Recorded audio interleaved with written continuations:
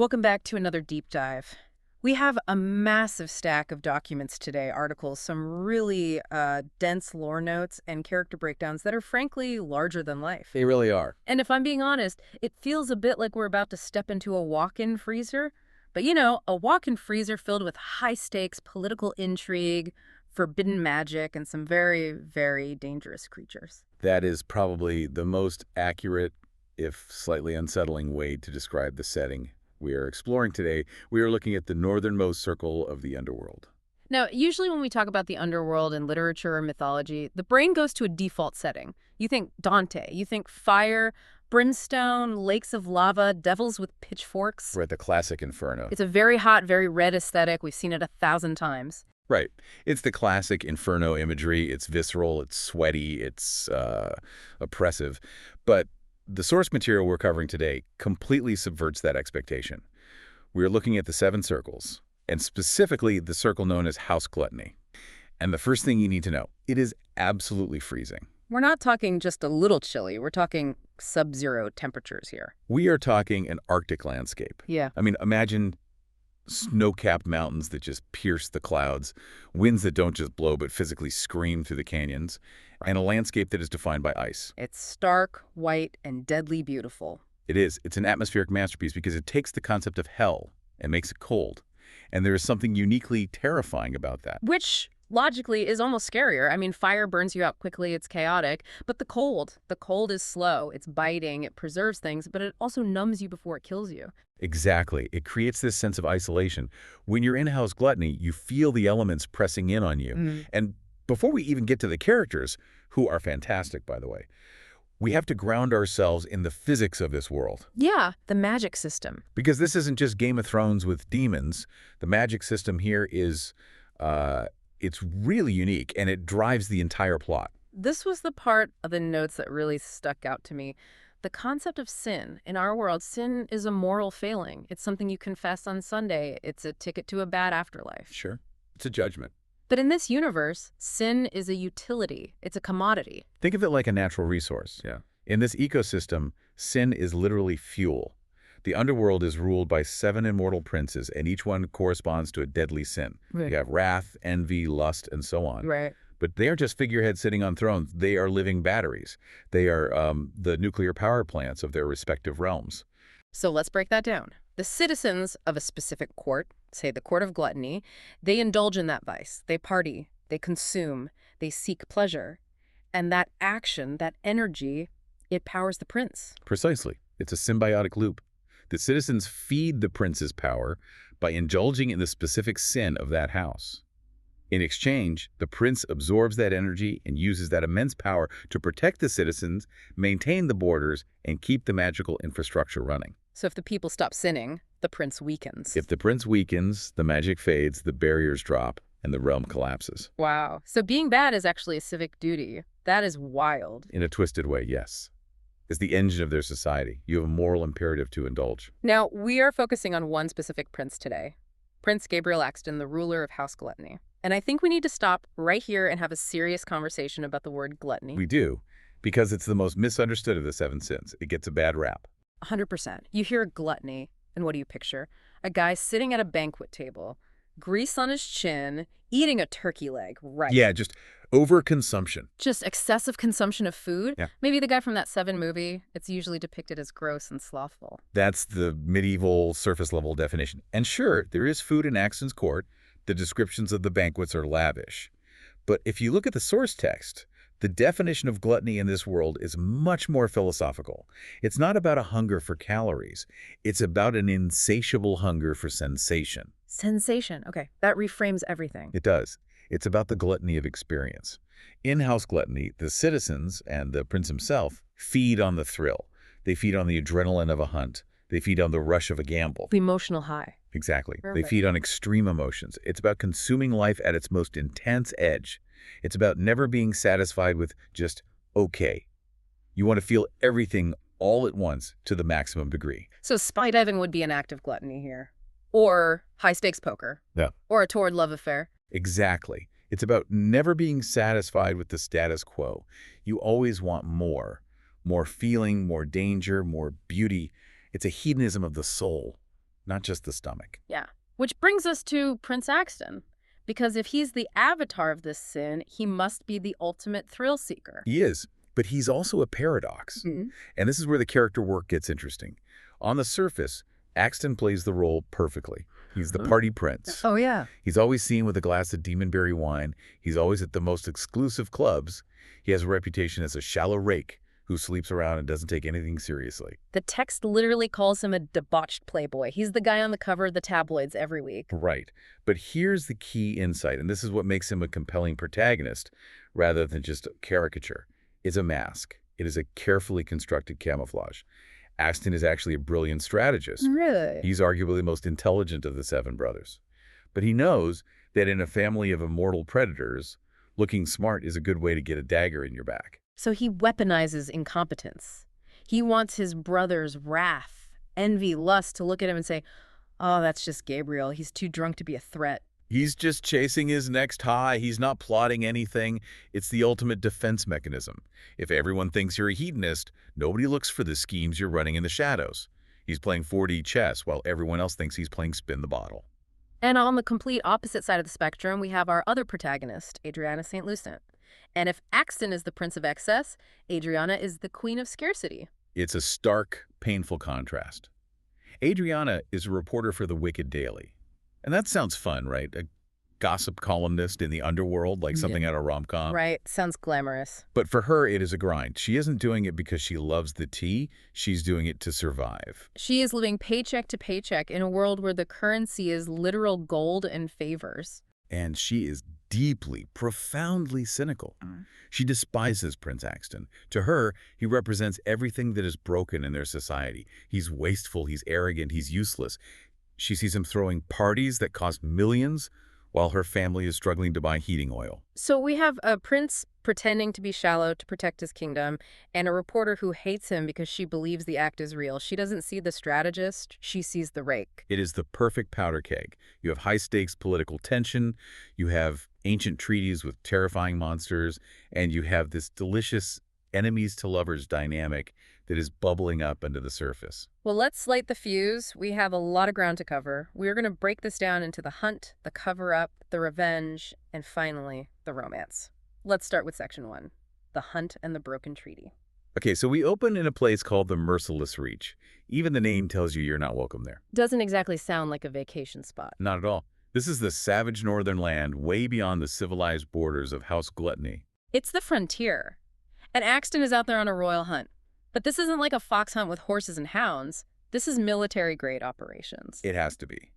He's got his elite hunters from the guild, and he's brought his brother along, Wrath, the Prince of War, and the prey they're stalking, ice dragons. I want to spend a second on the description of these dragons because the source material is very specific. These aren't the scaly, green, smog-looking dragons we're used to seeing. No, not at all.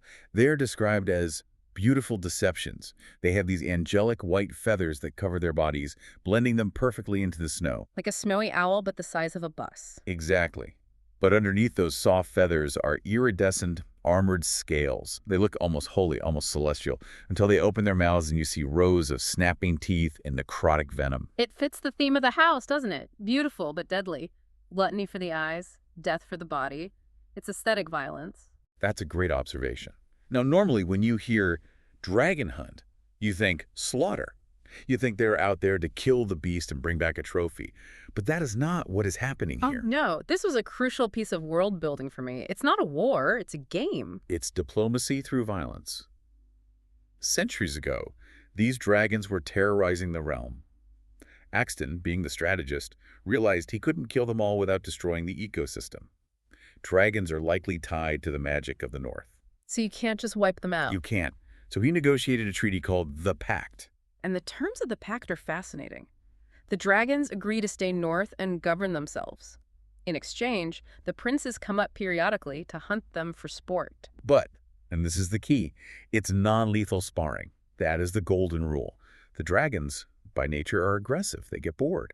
They need to fight. They need a release. They do. So the princes go up there, they wrestle, they fight until first blood is drawn. Right. It's over.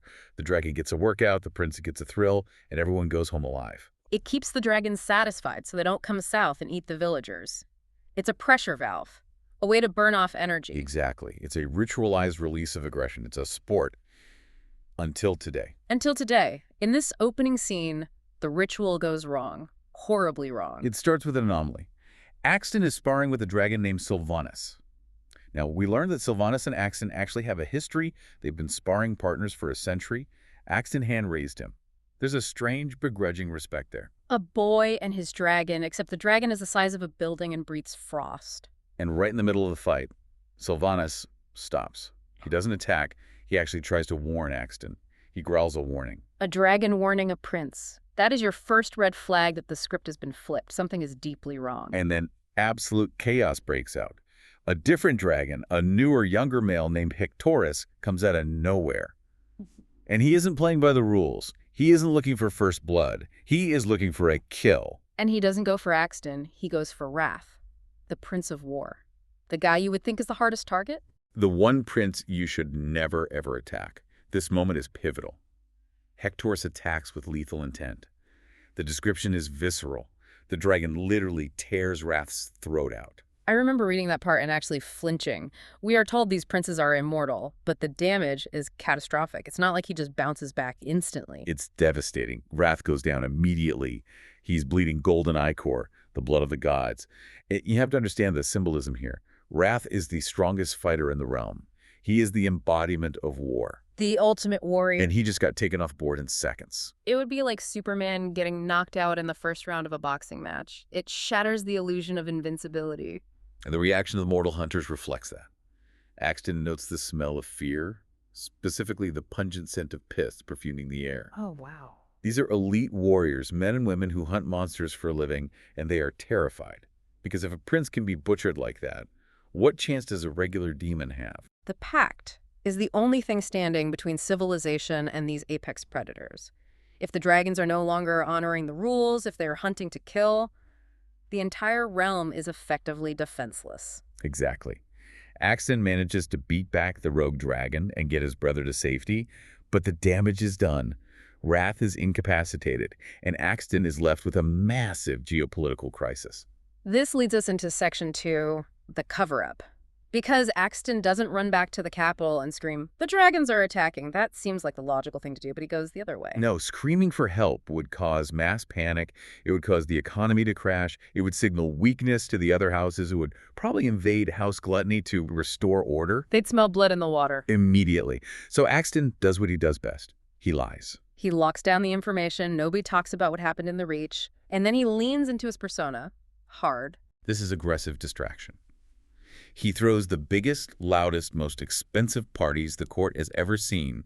He makes sure the gossip columns are writing about who he's sleeping with, what wine he's drinking, and how late he slept in. Right. He turns the volume of his party boy persona up to 11. It's brilliant misdirection. Look at my left hand holding the wine glass while my right hand holds a dagger behind my back. He wants people to think he's useless.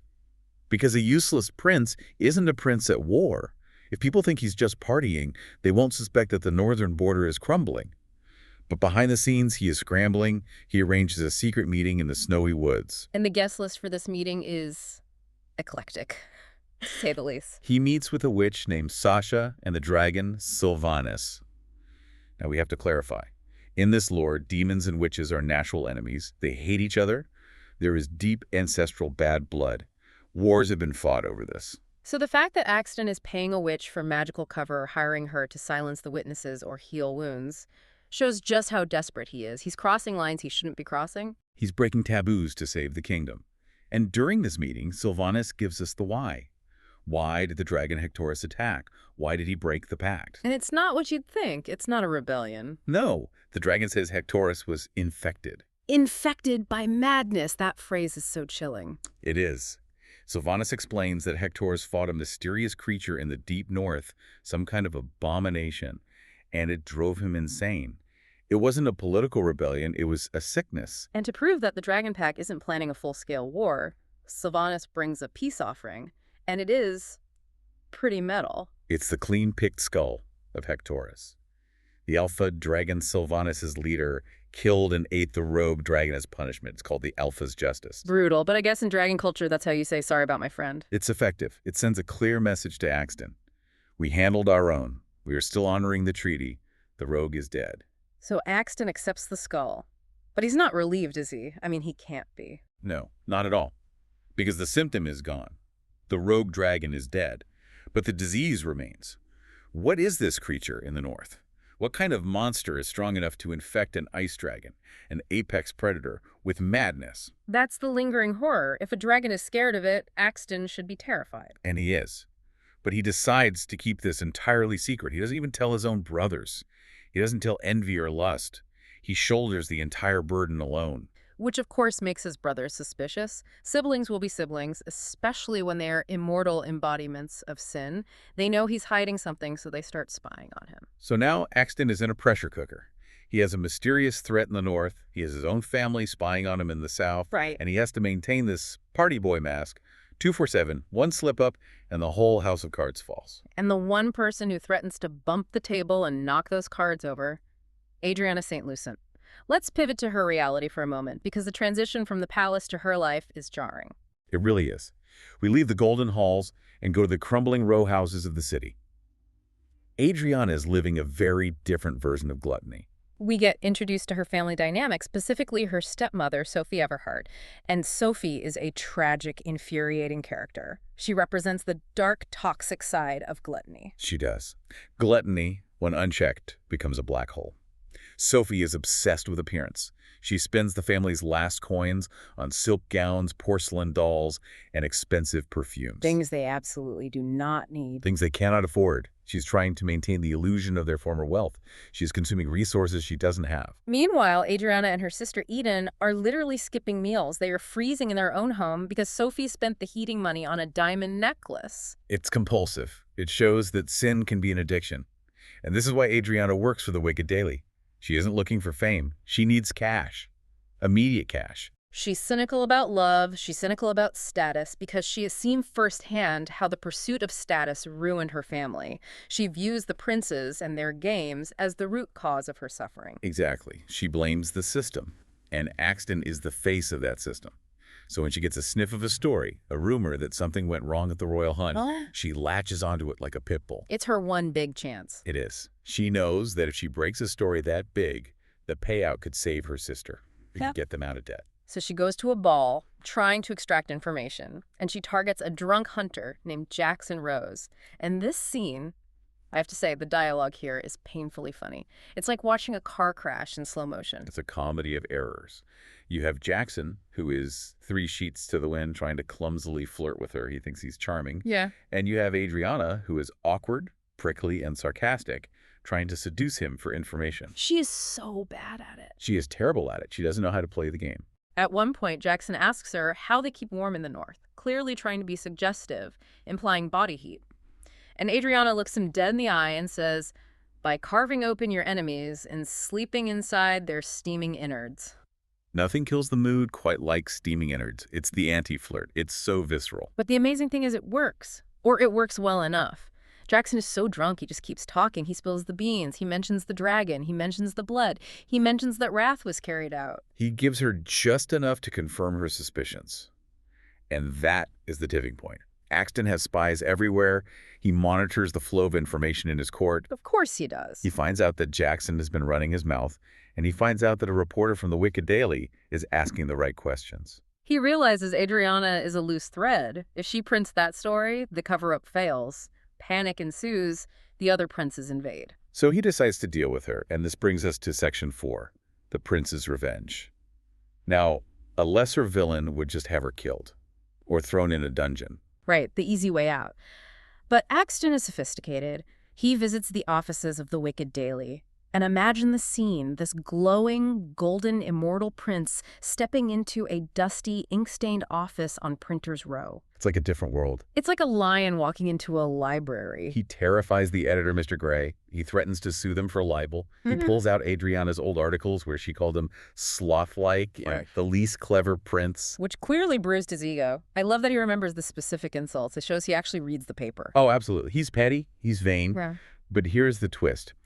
He tells the editor he won't sue if and only if Adriana is reassigned. He doesn't want her fired. He wants her punished. Precisely.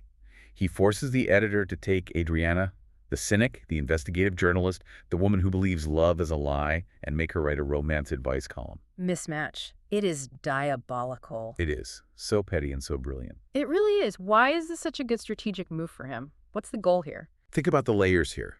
First, it neutralizes her. She can't investigate dragons or broken treaties if she is drowning in letters about teenage heartbreak. It occupies her time with nonsense. It's a A distraction. huge one. Second, it humiliates her. He is forcing her to engage with the one topic she despises. It breaks her spirit. And third, there has to be a third. It keeps her close. He can monitor her output. He uses her job against her without looking like a tyrant. To the outside world, he didn't silence a journalist. He just gave a struggling writer a popular new column. He looks benevolent. He looks like a patron of the arts. It's a masterclass in soft power. I mean, I hate it for Adriana, but you have to respect the move. It's elegant. It effectively removes her from the political chessboard, or at least that's what he thinks. Right, because Adriana isn't one to just give up. She's angry, she's humiliated, but she still needs the paycheck. She can't quit. She can't afford to. So she decides, fine, if I have to write about romance, I need to find some inspiration. I need to understand what this sin business is all about. And where does one go in the underworld to find inspiration for sin and romance? She decides to visit the most exclusive, most dangerous club in the city, the Seven Sins. This setting creates such a mood shift in the story. We go from the cold mountains and the dusty office to this sensory explosion. It sounds overwhelming. The club is glamored. This is a crucial magical mechanic. When you walk through the doors, the magic of the club automatically disguises you. It changes your hair color, your eye color, your voice, even your clothes. It ensures total anonymity. You could be dancing next to a duke or a beggar, and you'd never know. It democratizes the sin. Exactly. Inside, there are 7 lounges, each dedicated to a different sin. There are cages for public displays of lust. The air smells like silver frost flowers and exotic spices.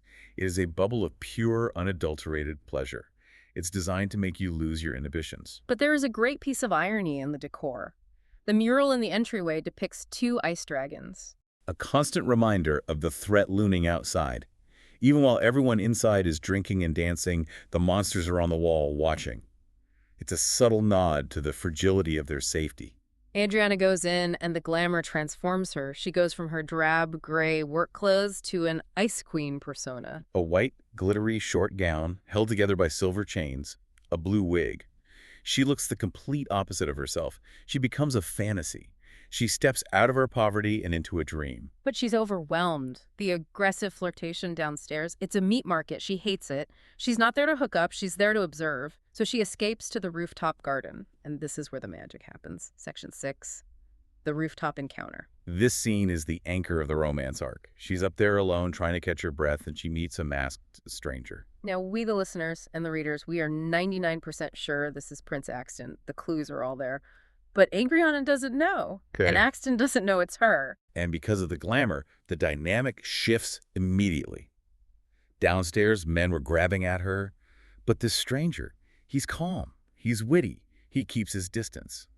The text describes him as a polite alpha. He's dominant, he has presence, but he waits for her consent. He teases her. He calls her Lady Frost. They start discussing the prompt for her dreaded column. How do I move on from heartbreak? And I love the answer he gives. It's so telling. He suggests escapism and adventure. He says, not running away, but seeking a thrill to break the routine of sadness. Which is incredibly revealing about Axton's own psychology, isn't it? It is. It's exactly how he lives his life. He distracts himself from the burden of ruling, from the broken treaties and the dead dragons by seeking thrills. He is projecting his own coping mechanism onto her. He's telling her his secret to survival. And for Adriana, this is seductive, not just physically, but intellectually. Here is a man who isn't trying to buy her or use her. He's engaging with her mind. He's listening to her. The chemistry is electric because the glamour strips away their baggage. They aren't the prince and the reporter who hate each other. They are just a man and a woman who are intellectually matched. They are equals on that roof. It allows them to be their true selves. And that physical attraction ramps up fast. They kiss against a frostberry tree, and it's described as possessing a claiming quality. Claiming, that is a very specific, possessive word choice. It implies a deep, almost primal connection, like they belong to each other. But of course, in true dramatic fashion, they are interrupted. Always. Just when it's getting good, just when you think they might rip the masks off. Another man shows up on the roof, and it's implied that this is one of Axton's brothers, Lust, or Envy, who Axton was actually tracking. Right. We have to remember, Axton wasn't at the club to party. He wasn't there to meet a girl. He was working. He was hunting the spy. The romance was an accidental detour, a dangerous distraction. He has to leave to deal with the threat, but before he goes, he gives Adriana a key to the club. He asks her to meet him the next night. The hook is set. It's the classic "you've got mail" trope, but with leather, magic, and imminent danger. They are falling for each other in disguise while actively warring in real life. It is the definition of dramatic irony. Speaking of warring, let's talk about what Axton does next. Section 7. The brothers' espionage. He leaves the girl on the roof, the taste of the kiss still on his lips, and immediately switches into killer mode. This reveals the spy game aspect of the book. Axton corners Envy and Lust in a dark alleyway outside the club. And this isn't a friendly sibling chat. This is violent. No. Envy actually holds a dagger to Axton's throat. Axton is cut. He's bleeding that golden ichor again. It shows the volatility of these relationships. They are family, but they are also rivals. Envy and Lust are sniffing around because they bought information from a spy. They know something is happening in the north. They can smell the weakness. But Axton asserts dominance here. He essentially tells them, I paid off the informant better than you did. He flexes his wealth and his control over his territory. He tells them to back off. It maintains the fragile peace between the houses. But it also shows us that Axton is fighting a war on two fronts. Dragons in the north, brothers in the south. He is besieged. Meanwhile, Adriana goes home, and strangely enough, the rooftop encounter actually worked. She sits down and writes her first column. She does. And the advice she gives is actually profound.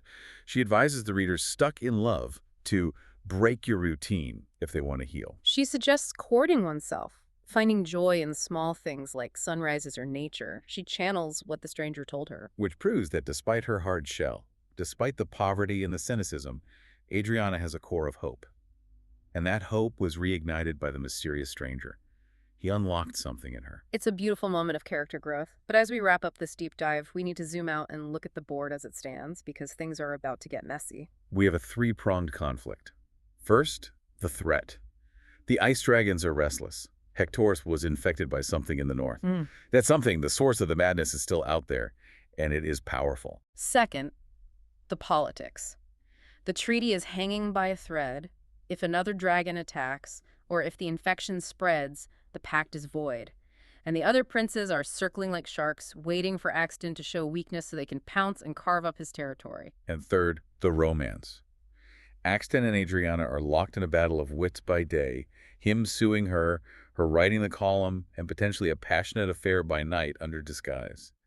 Neither of them realizes the full truth. It creates this ticking time bomb, because eventually the masks have to come off, the glamour has to fade. And when they do, imagine the betrayal Adriana will feel.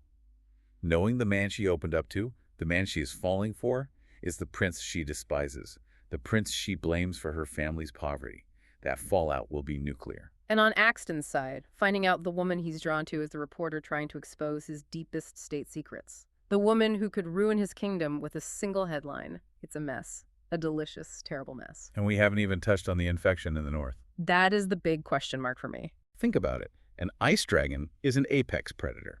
It is top of the food chain. For a creature like that to be driven mad by another entity, what kind of power does that entity possess? Exactly. If a dragon is scared of it, what should a demon feel? Or a prince? It implies there is something ancient or corrupt waking up in the wild lands. And Axton is the only one standing between it and the rest of the world. And he's trying to do it alone. That's his tragic flaw right now. He thinks he can handle the dragons, manage his brothers, and control the press all by himself. He trusts no one. Which usually works until you fall in love. Or until the reporter you're trying to silence figures out the truth. I want to circle back to the concept of sin one last time before we wrap up. We talked about how it fuels the princes, but look at how it manifests in the characters. It's interesting. Sophie, the stepmother, is consumed by gluttony in a negative way. It's a black hole of need. She takes and takes. She is a parasite. But Axton, his gluttony is generative. He seeks adventure, but that adventure protects his people. He consumes danger so others don't have to. And Adriana, she has a gluttony for truth. She has an insatiable need to uncover what is hidden. She's hungry for justice. Oh, I like that. She's gluttonous for the story. Exactly. They are mirrors of each other, both hungry, just for different things. It really makes you question the nature of sin in this world. Is it evil, or is it just a power source that requires balance? It seems to be the latter. It's a force of nature. Unchecked, like with Sophie or the rogue dragon, it destroys. But channeled, like with Axton or Adriana's writing, it can be powerful. It can be creative. Well, we are going to have to leave it there for today. We have unpacked the politics, the broken treaties, and the steamy, complicated romance of House Gluttony. It's a cold world, but the story is heating up. Absolutely. I want to leave you, the listener, with a final thought. We know Axton is hiding the infection from his brothers. We know Adriana is digging. We know they're meeting in secret. The fuse is lit. The fuse is lit. But my question is about that infection. If a dragon can be infected, can a prince? What happens if the infection spreads not just to the beasts, but to the immortal rulers of the underworld? That is a terrifying thought. It's something to mull over until our next deep dive. Thanks for listening, everyone. Stay curious. See you next time.